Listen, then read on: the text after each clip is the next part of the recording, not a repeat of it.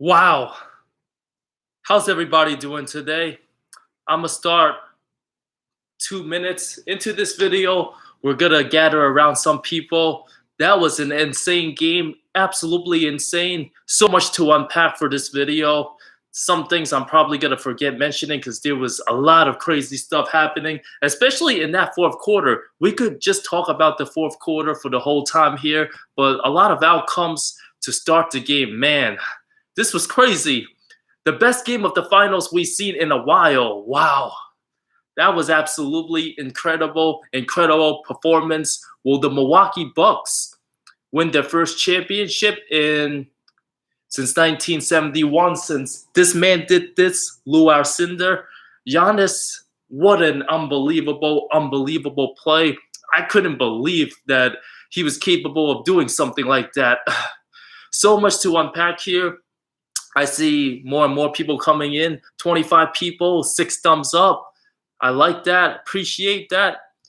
So letting everybody settle. Man, like I'm sure you guys are still getting goosebumps from this game, from what we've seen.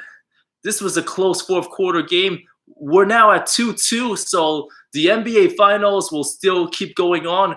Like at the earliest, we won't know who's gonna win the NBA title until next Tuesday.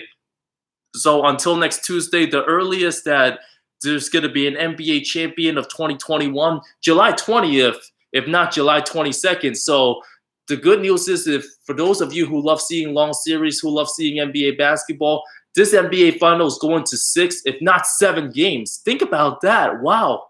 Who would have ever thought? Phoenix was up 9 in that fourth quarter early after Cam Johnson knocked down that 3, and then Pat Connaughton went nuts. Pat Connaughton, this was one of the best games he's had, honestly. The Bucks would not have won that game without him. He was gritty. He was feisty. He played his role out there. Connaughton played his heart out. Holy smokes, man. What a game. What an effort. So I'm going to begin in a few seconds. I'm going to look at some comments. So if you guys see any interesting stat or nugget, just like drop it off in the comments, because there's a lot of stuff that I love to talk about and unpack here. So thank you guys for tuning in. I appreciate it. Darren, Joe Hernandez, crazy block. Yes, sir. Bad reps. We'll talk about that too. Giannis had 3 iconic blocks this series. Yep, Giannis is unbelievable. Absolutely unbelievable. Is Drew Holiday even an improvement over Bledsoe? Did you see how Drew Holiday locked up CP3? Can Eric Bledsoe lock up CP3 like that? I don't think so, man. I don't think so. Yes, he is an upgrade from Bledsoe, even though his offense is not good. I mean, Drew Holiday is way better than Bledsoe. Let's get right into it right now. Giannis, that was filthy, insane block. This was probably a top 3 block I have ever seen in my life. Top 3 blocks since I've been watching NBA basketball. And this block right here, there was a little over a minute left. DeAndre Ayton had a wide open dunk. And DeAndre Ayton, 7 feet tall, he was right there. He caught the ball. It was right next to the basket. And Giannis, just one hand, just went out of nowhere. There's a reason why he won Defensive Player of the Year and last season, and he's proving it right now. How many NBA players today can make a block like that? Can 10 NBA players make that block? I'll name them on top of my head. I know Giannis, Anthony Davis can make a block like that.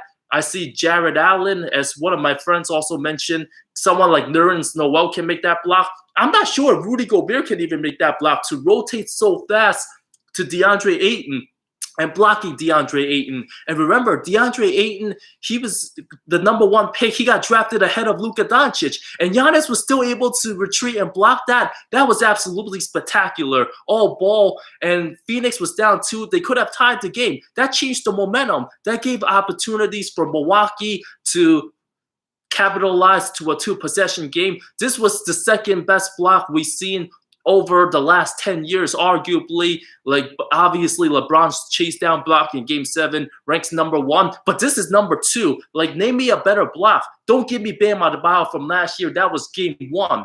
This was Game 4, pivotal. The Bucks could not afford to be down 3-1 heading to Phoenix. That series would have been over if Milwaukee would have lost this game. But this block is super iconic. If the Bucks were able to win the series and win the NBA championship, this block will be the signature play of Giannis's career. Even if the Bucks don't win the series, this is one of the best highlights that Giannis will have in his playoff resume. This is easily by far one of Giannis's top 10 plays in NBA history for his career. That was absolutely sensational. To block a guy like that was 7 feet tall, taller than him. And remember, like, LeBron blocked Andre Iguodala. Andre Iguodala's like 6'7". But for a guy like Giannis to block someone taller than him, blocking a 7-footer like that, one of the best finishers around the rim in Ayton, Giannis just stuffed that. That was so clean.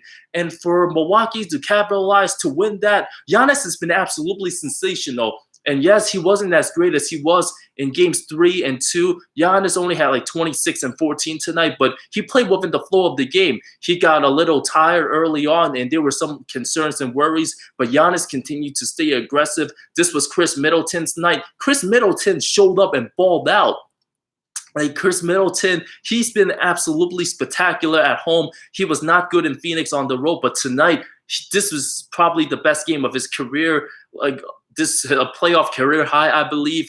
Middleton had 38 in Game 6 against the Nets. Every time Milwaukee needed an answer this postseason, Chris Middleton came through, dominated, flat out balled out.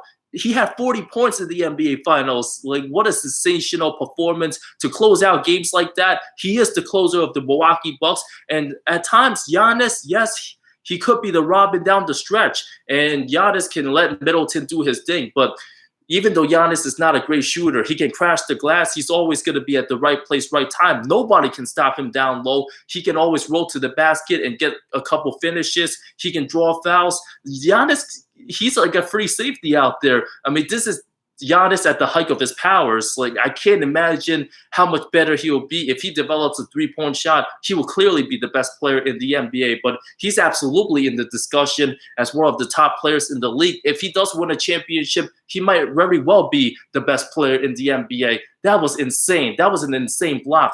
Like, how many other guys out there really? Like, name me some players out there in this chat. Giannis, AD, Nerlens Noel, Jared Allen, maybe a few other big men I'm just not thinking about. I don't even know if Bam Adebayo can make a block like that. Just rotating and just stuffing DeAndre Ayton. DeAndre Ayton's like 270. Like, to be able to do that, that was absolutely insane. Like, this block reminded me, like, an alley-oop, like, missed dunk that was rejected. Jason MacLeod on Tyson Chandler, that was like maybe 13 years ago. It might have been in 2007. The Jason MacLeod, like, he blocked the shit out of Tyson Chandler at the basket. That block reminded me of that. It was that insane. It was absolutely that insane.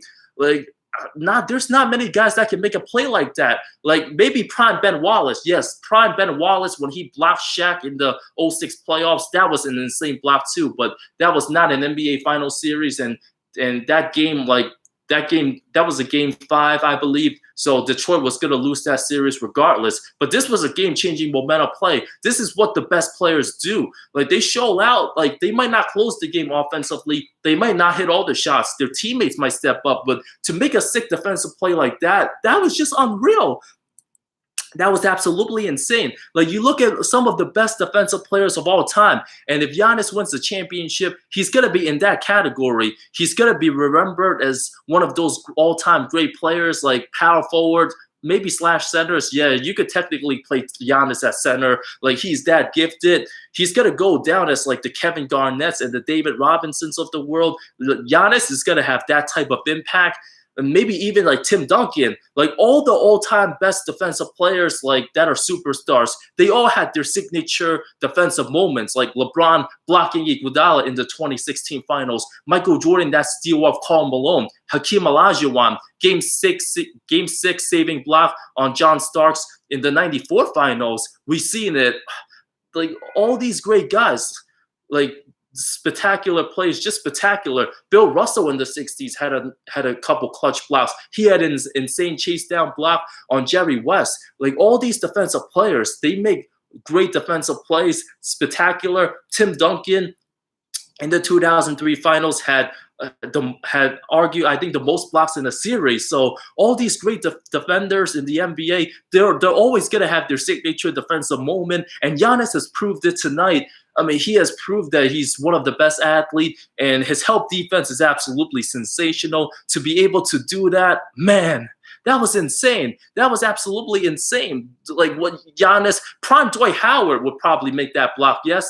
Now I'm remembering some names now. Dwight Howard from the Orlando Magic made a couple of nice, crazy blocks like that. Just to block a guy like DeAndre Ayton, like that was so insane. Like that happened so fast too. Like you wanted to react like crazy, but the play was still going on. Like it wasn't just a block and then it was out of bounds. Like the play just was instantaneous. And for Milwaukee to be able to close that out, that's when the block really mattered.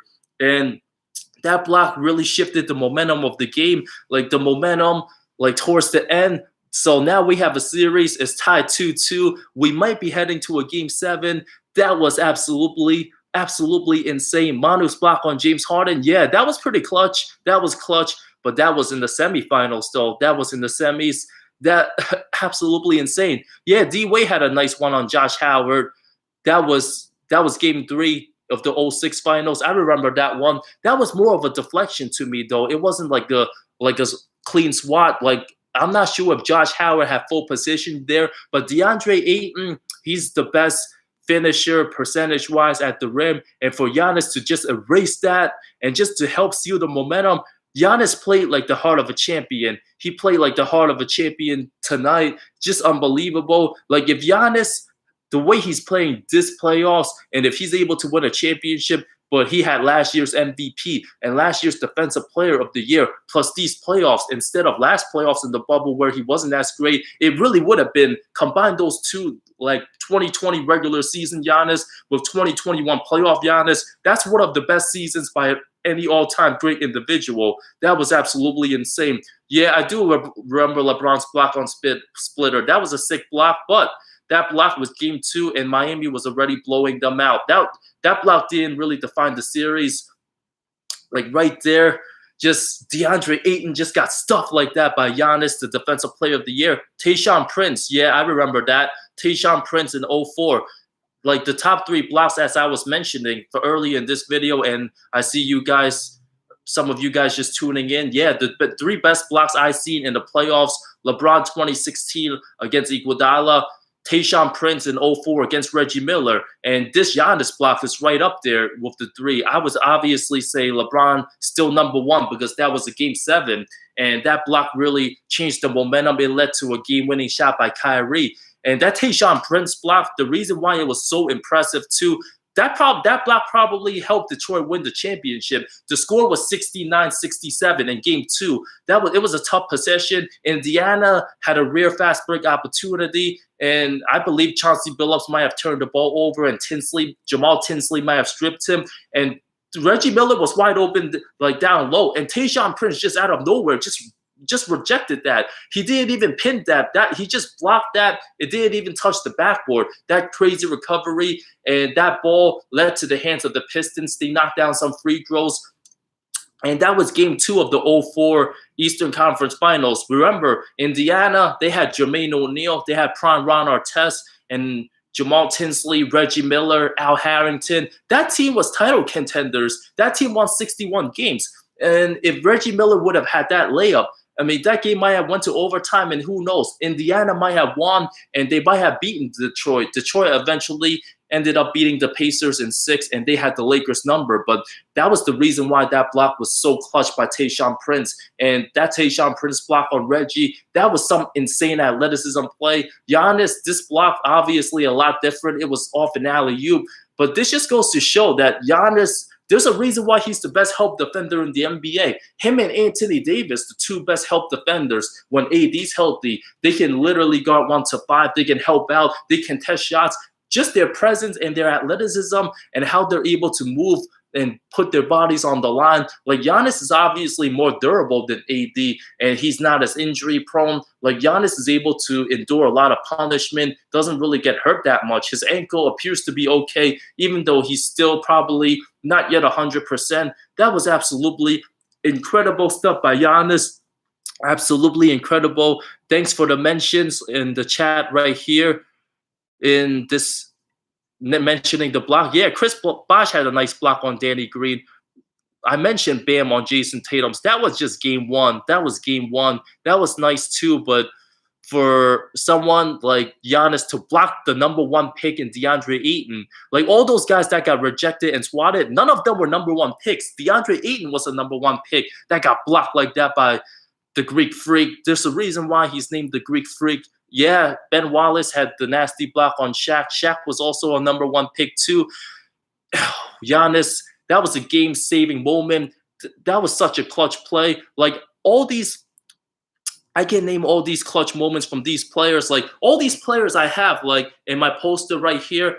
Like Larry Bird had some nice plays. He had that steal in the '87 conference finals over Isaiah Thomas, gave it to Dennis Johnson for the game-winning play. Steph Curry, I can't remember any of his defensive plays on top of my head. Kevin Garnett, he blocked the hell out of Peja Stojakovic, I believe, in Game 7. He had maybe 5 blocks in the 04 semifinals. Like Kareem Jabbar had a couple nice defensive plays, like in his Bucks days too. He was a hell of a defensive player. And obviously, Kobe had a nice block on Arvydas Sabonis in 2000. I believe that was Game 3 or 4, if I'm not mistaken. Kobe blocked Sabonis's potential game-tying shot. Dr. J had a couple nice defensive plays too. He was a very good shot blocker. And of course, Michael Jordan got the steal on Karl Malone. That was the last dance. Michael Jordan had a sick block, I believe, on Patrick Ewing. It was in the '89 playoffs, if I'm not mistaken. So all these guys had sensational blocks. Giannis' sensational block, that might go down. That will go down as a top 10 block in playoff history all time. So kudos to Giannis and sensational play. Let's talk about Devin Booker versus Chris Middleton. Both going at it. Last time, both two players in the NBA Finals, like on different teams, scored 40 each. Was Game 1, 2001, Allen Iverson versus Shaquille O'Neal. AI had 48 that game. Shaq had 44. I mean, LeBron and Kyrie also had 41 each in the 2016 finals. But Chris Middleton, man, what a closer. Like Middleton, he can either get super, super hot. Like sometimes, like you think he's as good as Klay Thompson. And other times, Middleton, he just plays subpar. He plays like a role player, an average role players at times. But Chris Middleton showed out today. He showed up. And it does appear that he's worth every penny that Milwaukee gives him. Like he obviously deserved that max contract, 5 years, $180 million. He's obviously better than Tobias Harris. That's not even a debate anymore because Tobias is not a guy that can drop 40 like that. Chris Middleton, we see how great he is. Like once out of every like 3 or 4 games, Chris Middleton plays like a superstar. And especially in that Brooklyn series, when Kevin Durant was cooking the Bucks, Chris Middleton was able to cook back and answer. So that's the competitive nature from Middleton. What a player he is. Another great guy from the 2012 draft that was drafted really late. And it's a travesty that Detroit got rid of him too. Chris Middleton, just a phenomenal player. Wow. Like who would have ever thought like Chris Middleton out of nowhere would, if he wins a championship, we might have to talk about Chris Middleton as a future Hall of Famer, as crazy as that sounds. Like, he's been sensational. And the amount of clutch shots, the amount of times that Chris Middleton's able to calm his team down and just take over, just go to his spot and just drain a shot. Like, every time Chris Middleton, he makes a shot, like the ball, it doesn't really go all net. It just like drops right in. It just drops right in. Like the ball just goes flat right in. The net doesn't even move. That's Chris Middleton's like bread and butter. Every time Chris Middleton makes shots like that and the net doesn't even move, the net, like it barely even moves an inch. It shows that he has it. And he absolutely had it tonight. Absolutely balled out. He closed this game. I believe he outscored Phoenix 10-4 in the final 2:15. He was huge in that fourth quarter. The absolute closer. It seemed like Milwaukee's chemistry this year and maturity absolutely grown. And Chris Middleton, he is the closer down the stretch. And we've seen it all regular season and in the postseason too. Giannis is not the best shot maker, but Giannis, he's more of a big man than a perimeter guy. Like Giannis, he's such a great all-around player. He can't do it all. He can't be great at everything. So some of Giannis's role, he does remind me of like kind of, he's not as dominant as a prime Shaq, but a prime Shaq needed a guy like a Kobe Bryant to close out shots and to able to make all the clutch shots and get to the line and shoot. And Chris Middleton, he's obviously not the player Kobe was, but like Giannis, because he's not that great of a shooter and he doesn't really have a consistent go-to move, doesn't really have an effective like fadeaway yet. He's getting there. He's almost getting there.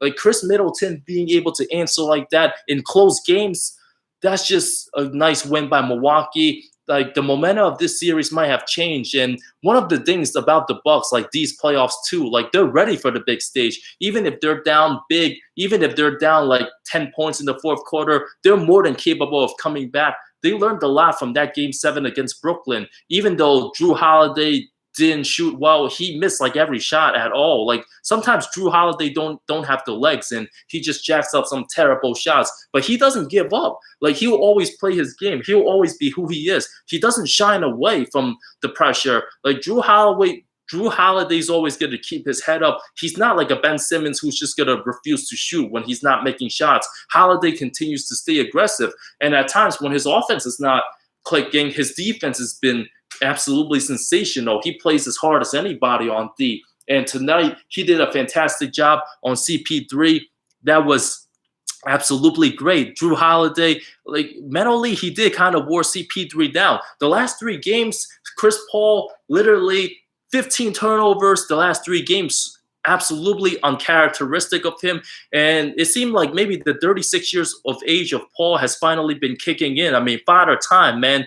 Like if Chris Paul like does not win a championship this year, it's going to be very hard for him to win later on. Like if he stays with the Suns the next couple seasons, even though those guys will get better, like Booker and Ayton and Cam Johnson and Bridges. I mean, CP3 as a 36-year-old this season already been an amazing success. The way he's played, like how many 36-year-old point guards played the level CP3's playing now? You can't name many. Like you could probably mention Steve Nash and John Stockton, and even Jason Kidd at 36 wasn't as good as CP3 now. And a lot of elite point guards don't even last till 36. So for Paul to be able to dominate for this long of a stretch in this season, and especially in the conference finals games, and him being the leader of the Suns, being super consistent pretty much all year round. Like these last couple of games, his turnovers has been an absolute mess. And I just feel like he's way too over anxious because of the defensive pressure of what Holiday presents to him. And the Bucks are a long team too. Like Giannis and Middleton, he's not the best defender, but he's long. Like Middleton's like 6'8". And of course you have Giannis. Like the Bucks have done a better job in kind of like avoiding all the mismatches. Like CP3 was cooking Brook Lopez and Bobby Portis in the first game, and Phoenix kind of went away from that a little bit. And this game, unfortunately for the Suns, CP3 blew it. He absolutely blew it. This was one of his bad games, his rare bad games.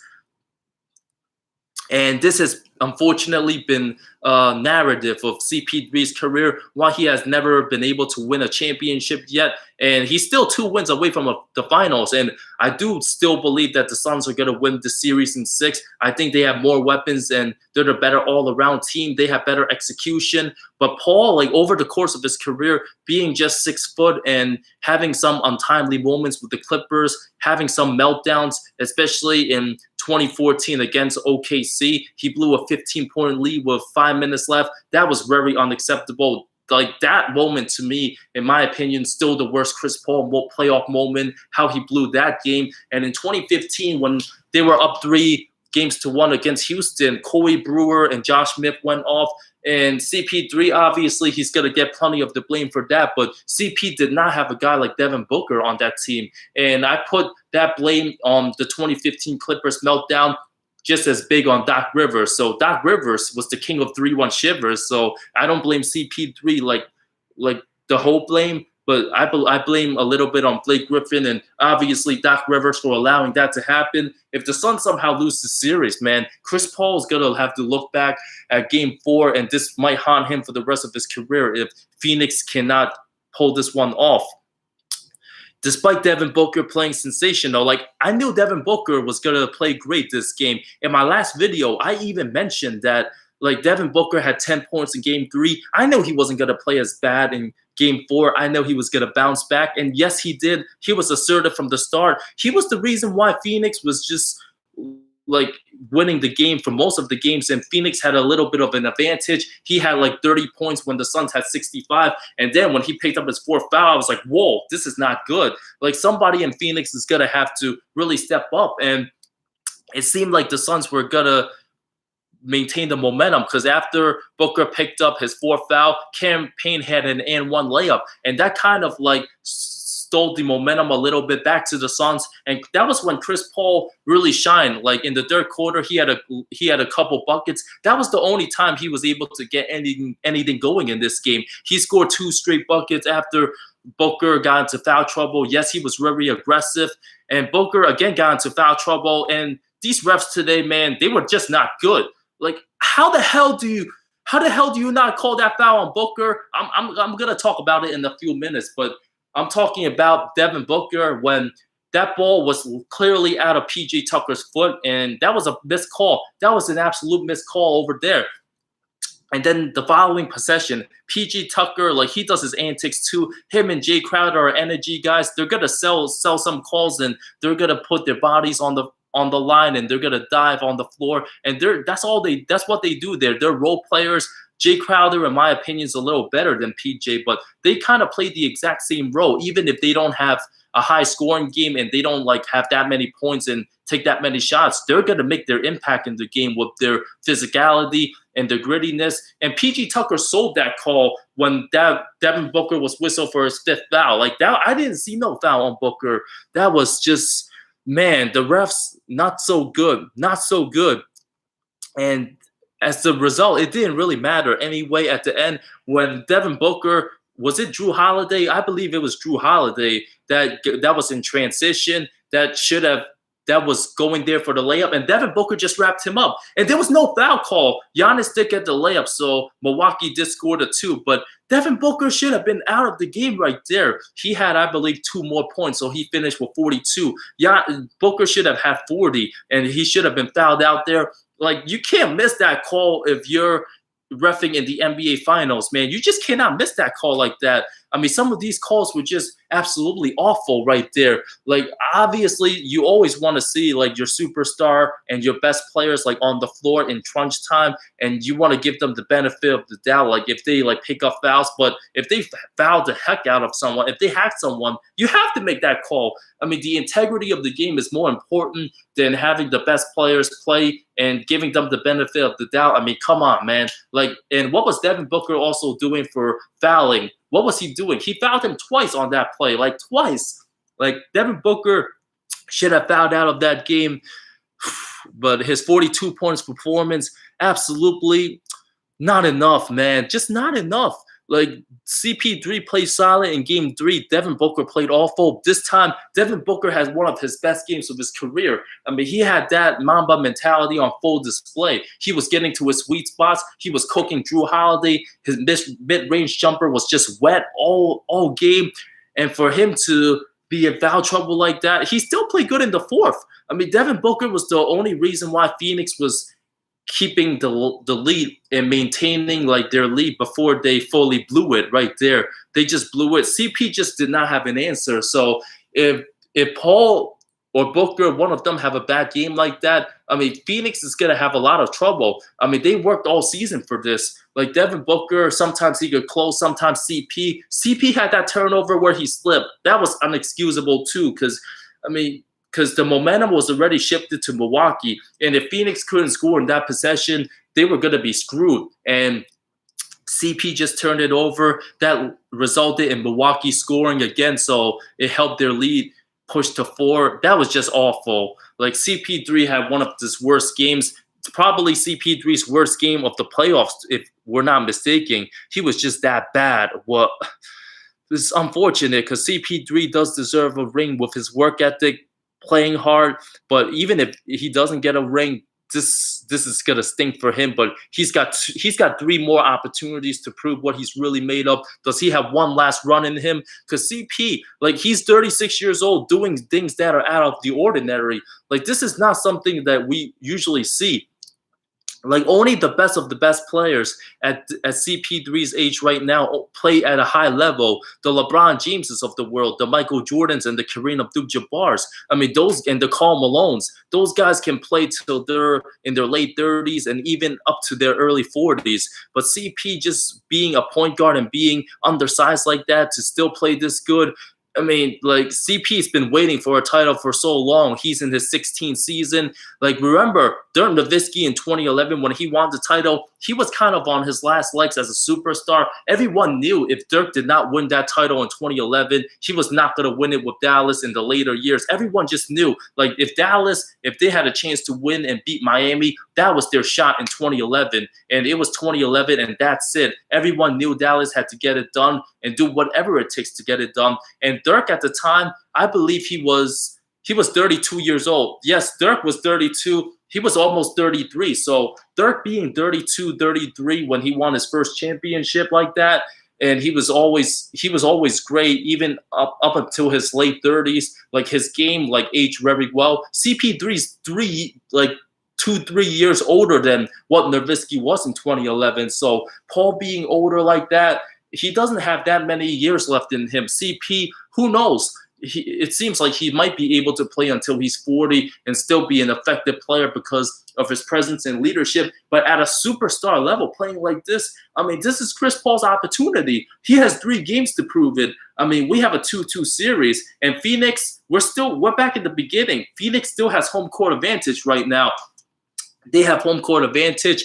I mean, game 5 is going to be on Saturday. So CP3, if he wants to, he can have, like, what, a 2 nights rest, 2-3 days rest. Like, today it's when, what day is today? It was Wednesday night. Game 4 ended, so we have Thursday, Friday, and then Saturday night. That's when the game is. So CP3, I expect him to absolutely ball out in Game 5. He needs to show up in Game 5. He absolutely needs to. If he doesn't show up in Game 5, it's going to be a lot of trouble for Phoenix because Devin Booker, as great as he played, I don't know if he can have a better game than what he played tonight. Like, these NBA Finals, like, there's always going to be one guy that stepped up.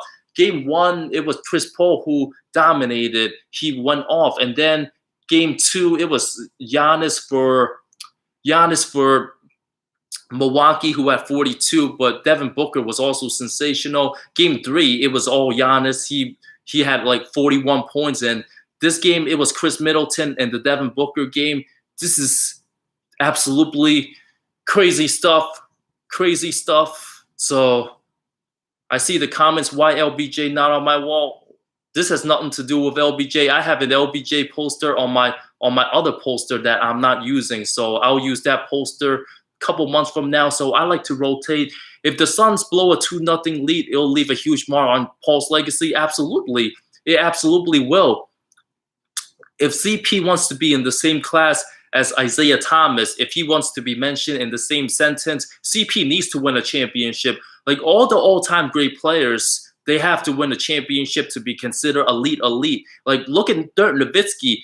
Like, Dirk Nowitzki's arguably like a top 3 or top 4 power forward all time. Many of you guys might say Dirk Nowitzki's a top 20 player all time, but before that title, Dirk Nowitzki was not even close to being a top 20. He was probably more closer to being a top 35 player. So that one ring by Dirk, how he's able to elevate his legacy, that was one of the best like sweetest championships all time that really enhanced Dirk's legacy. So having one championship playing at an elite level goes far when you talk about NBA history and how guys will be remembered. And look at some of the best players that never won the championship. Elgin Baylor averaged 27 and 14 for his career. He's top 5 points per game average, but no one ever mentions him in the all-time greats because he never won a title. Karl Malone, just look at Karl Malone's longevity. I mean, he's 0-3 in the finals, and he wasn't able to beat Michael Jordan. Nobody mentions Karl Malone when it comes to the all-time greats, but if Malone was able to win a title, if he was able to win just one title, he would be really close to the top 10. So that's how elite Karl Malone was. And all those other guys too, like Allen Iverson never won a title, like the Carmelo Anthonys of the world. Steve Nash never won a championship. CP3 does not want to be in that class.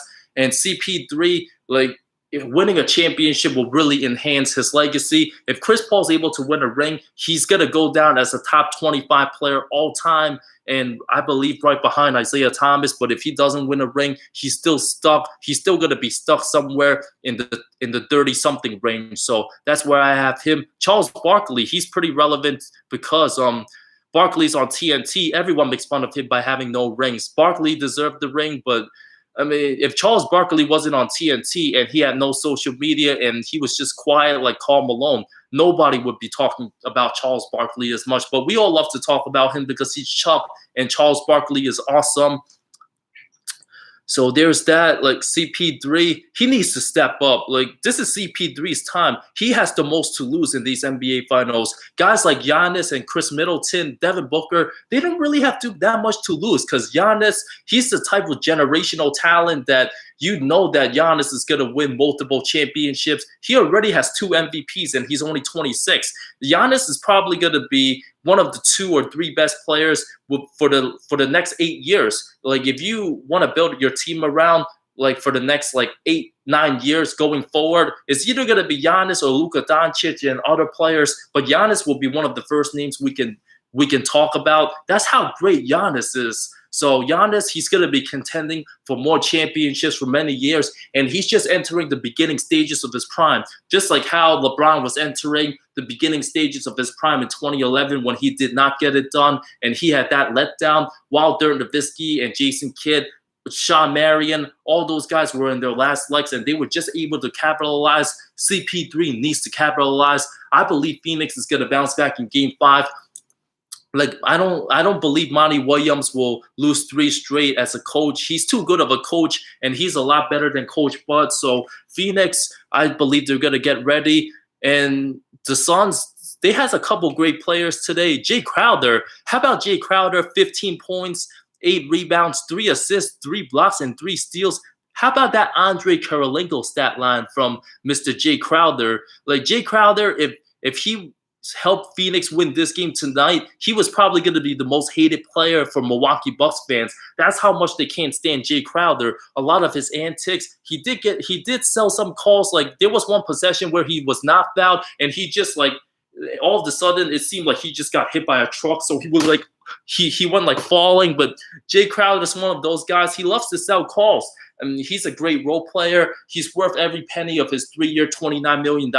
He brings that grittiness and toughness. He can fit on any championship team. Jay Crowder, he had a bad game 1. He played pretty good. I think the last game, he balled out the last game. Did he have like 18 points or something like that? And this game, I thought Jay Crowder played really good too. He played better than PJ Tucker this game, but they still didn't get it done. It's crazy. Like, Jay Crowder, when he had his bad games in game 1, and Phoenix won that one pretty decisively, and when he had the good games, and especially game 3, he had a great game, and Phoenix got blown out that game. And another reason why Phoenix was in position to win this game where they did not win, I mean, DeAndre Ayton was not in foul trouble. He only had 2 fouls. So that was very important. And you see the difference for Phoenix when DeAndre Ayton's in the game, when he's crashing the boards, like protecting the paint. Ayton had 17 rebounds today. He had 17 rebounds. Like, every time, like, there were some missed shots, like guys like Pat Connaughton and Chris Middleton, PJ Tucker, they're not going to be able to grab the ball over the outstretched arms of DeAndre Ayton. And that's what Phoenix missed in the second half of Game 3, and that's why they got blown out. But today, they were in position to win the game because Ayton was not in foul trouble. Phoenix cannot afford to play Frank Kaminsky. Like, for all you Frank Kaminsky fans out there, like, he might be a great guy, but he just does not look comfortable in this series at all. Like, he doesn't look like his chemistry with Phoenix has been that good. They barely use him this series, and the concerns about the injuries of Dario Saric does hurt Phoenix now. Like, if Phoenix loses this series by a close one, they might look back at the Dario Saric injury and the things that he brought to the table. That would be absolutely devastating.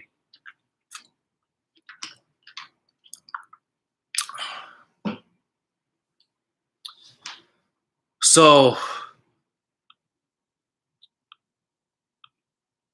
more stuff here.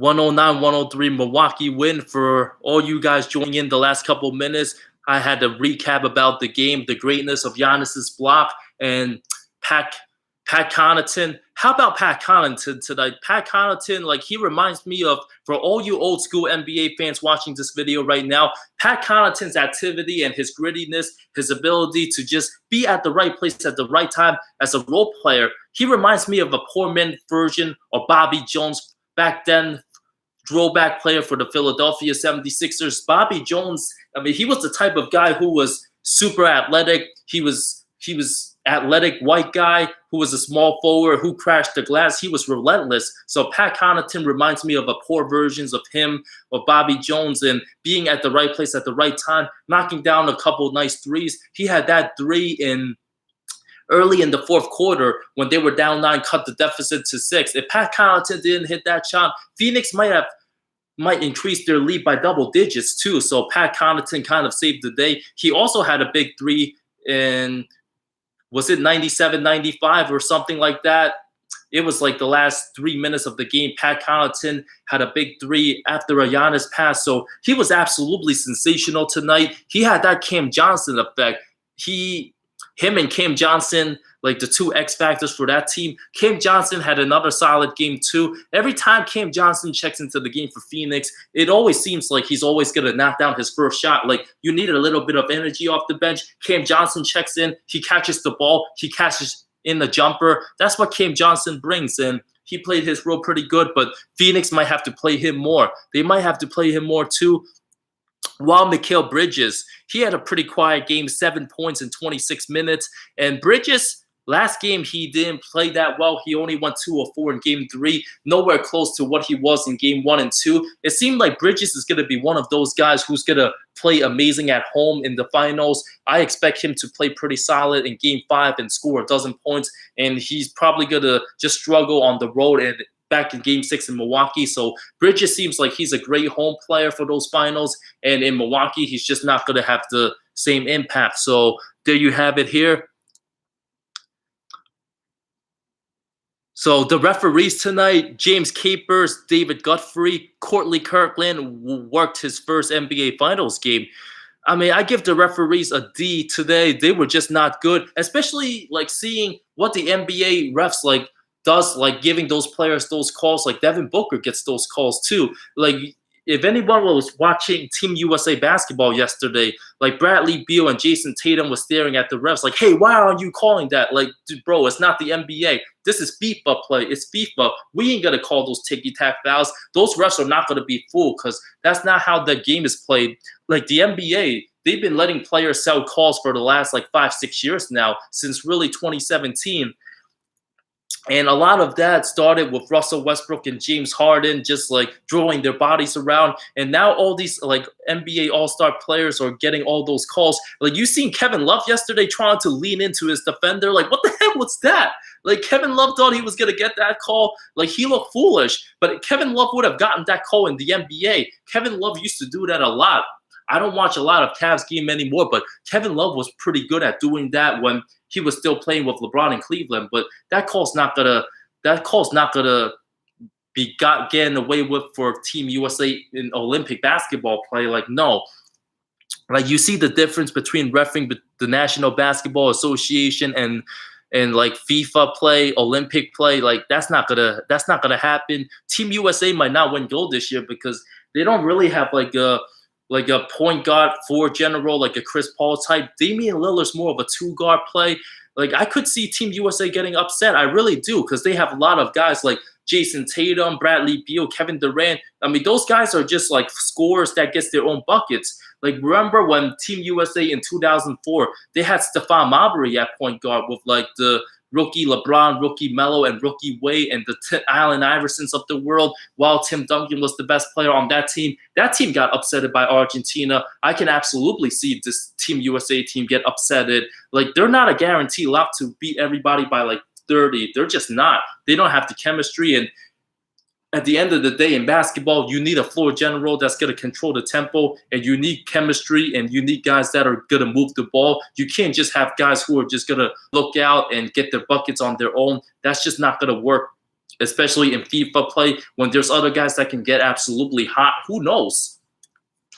So who knows? Yes, Team USA don't have a playmaker outside of Draymond. That's a good point too. And they also don't have size. Like, Draymond Green's about 6'6". Like, he's gonna be guarding guys from other countries that are like 7 feet tall. So Team USA is gonna be absolutely outmatched. Like, size difference. Bam Adebayo is only like 6'8", 6'9". He's not even that tall for a center too. If Bam was playing in the NBA 20 years ago, I honestly do believe he would be more of a power forward, because he's not really tall enough to play center. He's only like 6'9". LeBron might be taller than Bam. And Kevin Love is also their other big. Like, the tallest player in Team USA right now is Kevin Durant. Like, he's the tallest guy, technically speaking. So there's that. So some of these interesting takes. So I also want to mention the last two NBA finals where the home team won the first 4 games. As I was looking back before making this video, I did a little bit of research, and the last time there was a 2-2 series when the home team was up 2-0, and then the other home team in game 3 and 4 that did not have home court, they also won at home. 2006 Miami-Dallas series. How about that? Like, can you believe that? It's been 15 years since the finals had both the teams that won all their home games in the first 4 games. Because remember, last year's finals, no one had home court. It was in the bubble. 2019, it was 3-1 Toronto. 2018 was 3-0 Golden State. 2017 was 3-0 Golden State. 2016 was 3-1. 2015 was 2-2, but they obviously split the home games. Cleveland stole game 2, and Golden State took game 4 on the road. So the last time the home team won the first 4 games of the finals before this one, 2006, D-Wade absolutely went off. Is Giannis or Chris Middleton going to have a D-Wade performance like 06? Who knows? I don't think they will, but it's very interesting. It's very interesting. Like, when you're up 2-0 like that, you think you have momentum. All you have to do is win 1 road game. I mean, if you're up 2-0 and you win game 3, it's pretty much over. No one's ever come back from a 3-0 deficit like that. But if you're up 3-1, you're almost guaranteed that you're going to win this series. Almost guaranteed.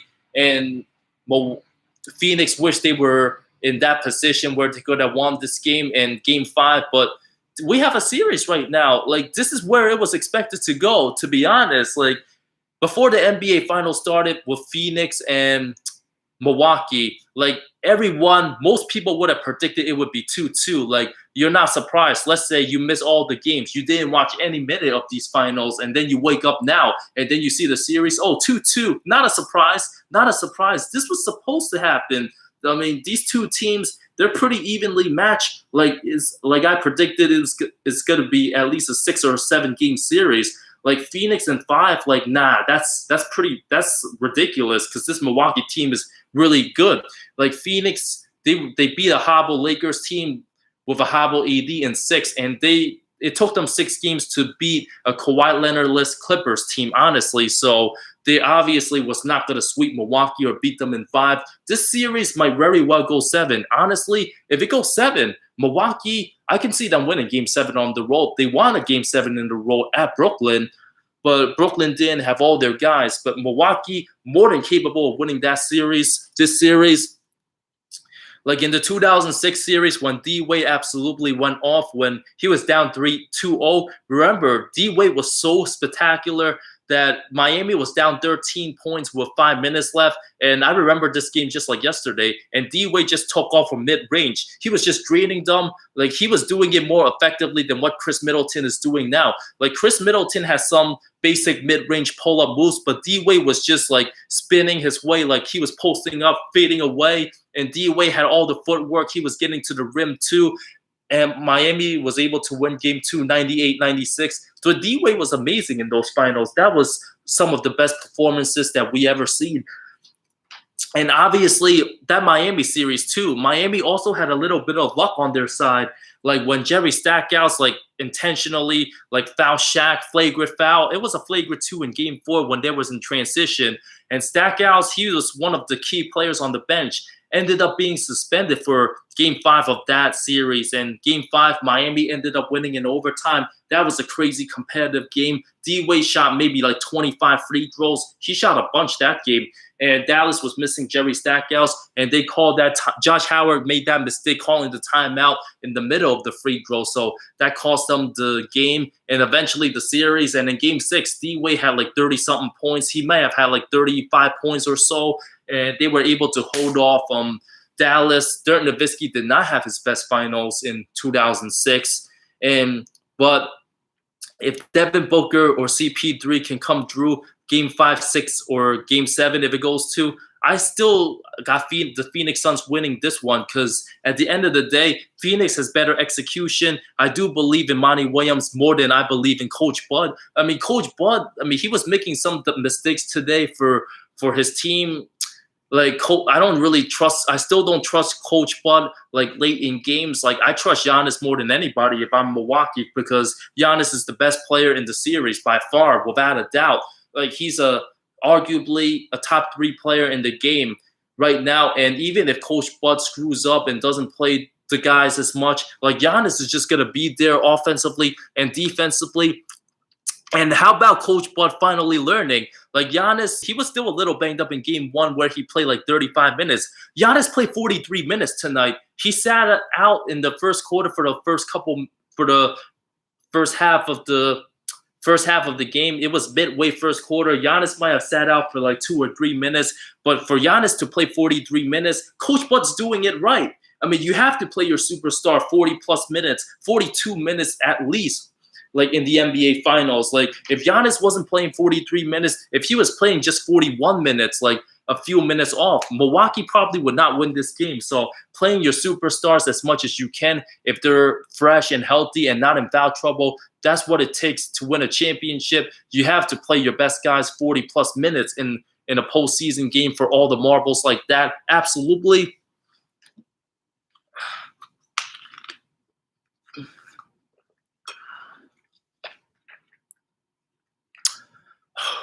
Almost 1 a.m. Almost 1 a.m. Wow. Thank you guys for tuning in again. For right now, I'm just going to scroll through the chat. I'm going to scroll through the chat and answer some question that I missed. Oh, a lot of comments. I like that. I like that you guys are still tuning in.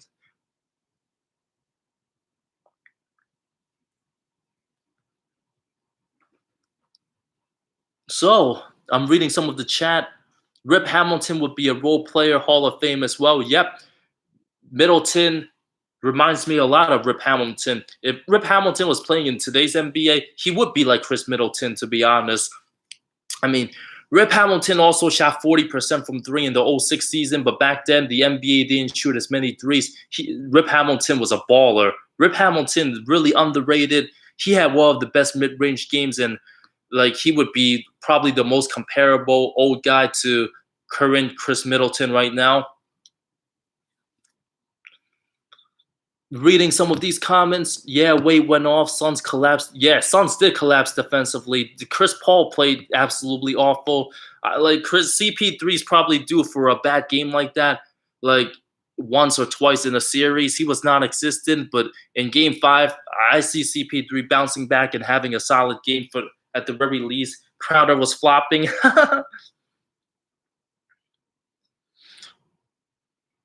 Yeah, Devin Booker was basically playing by himself.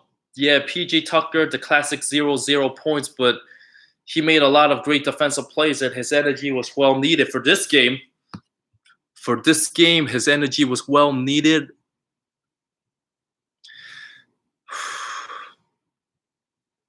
Torrey Craig wasn't really that impactful today as well. The Suns will get their call back in Phoenix. Probably. They probably will. I mean, the Phoenix crowd is going to get super rowdy. They're going to get super rowdy. Chuck is a national treasure. Tobias, yeah, Chuck is the man. Chuck is amazing. Charles Barkley said he wants to retire at age 60 on TNT. If I was TNT, I would pay Charles Barkley like $50 million a year just to be on TNT. He deserves every penny of it. He's that valuable. I love Chuck.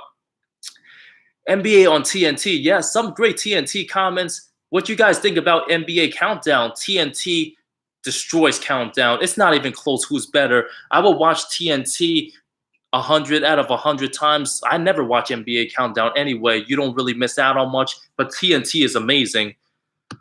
Whew. Sonics in 6. The Sonics did win a title back in '79, so for those who were alive back then, got to witness it. Do you believe in the Kardashian curse? Nah, I don't believe in the Kardashian curse, honestly. I really don't. Nah. I have a Kardashian personal story to tell you. One of my trips that happened this new year, but I'm not going to share it here.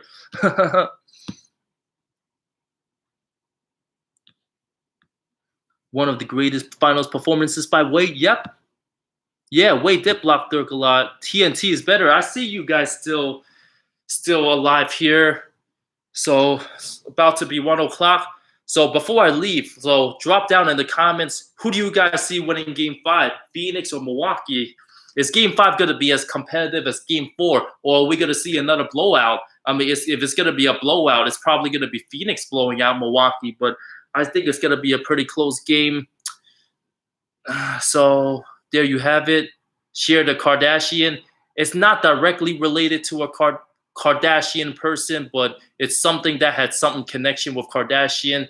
I mean, if you ever meet me in person and we hang out, I'll tell you the story, but I'm not going to share it here. Bucks in 6. Oh, I see some Bucks in 6. I'm getting a chance to talk. To Ben, I can shoot like Steph Simmons. I mean, if the if the NBA basket was like, if the basket was 5 times like bigger than the ball, if the basket like was like this big, like, I mean, Ben Simmons would be like Steph Curry if they made the basket a little bigger, but that's not happening.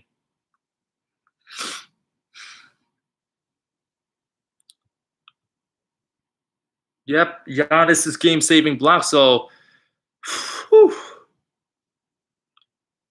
So I'm gonna do another recap of Game 5 after Saturday night.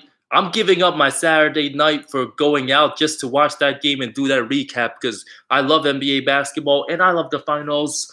I'm streaming from the apartment, so that's what's good. Whew. And after that, it's gonna be Tuesday, Game 6, July 20th.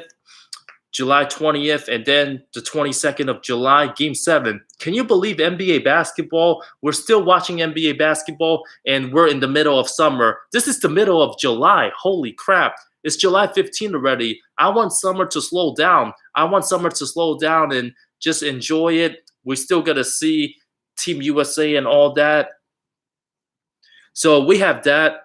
And if you guys want to check out like the rest of my videos, tomorrow I'm going to upload a video. It's going to be about some of the best like young playoff performers. And I'm not going to give away that topic, but Trae Young, I'm going to talk about Trae Young and how great he was this past playoffs in my video. So I'm going to upload it tomorrow afternoon, sometime Eastern time. So if you guys want to check that out, I truly appreciate it. And on the link in the description below, I have the Absolute Travesty t-shirt. So if anybody cops one and you guys have it, I'll give you guys a shout out. So if you feel free to cop it on the link in the description below for the Absolute Travesty t-shirts. Absolute Travesty. Chris Paul was the biggest absolute travesty tonight. But it's getting late here in the East Coast. It's getting late. Like, I hope you guys Still excited from watching that sensational game, that crazy block by Giannis. Shout out Arnold Cruz. Appreciate all you guys' support. I appreciate all of you. I'm going to talk more NBA basketball on my live stream for Game 5. So I'll see you guys on Saturday night after Game 5. And hope you guys rest up and go check out my video that I'm going to upload tomorrow. I love all of you. Have a great night, guys.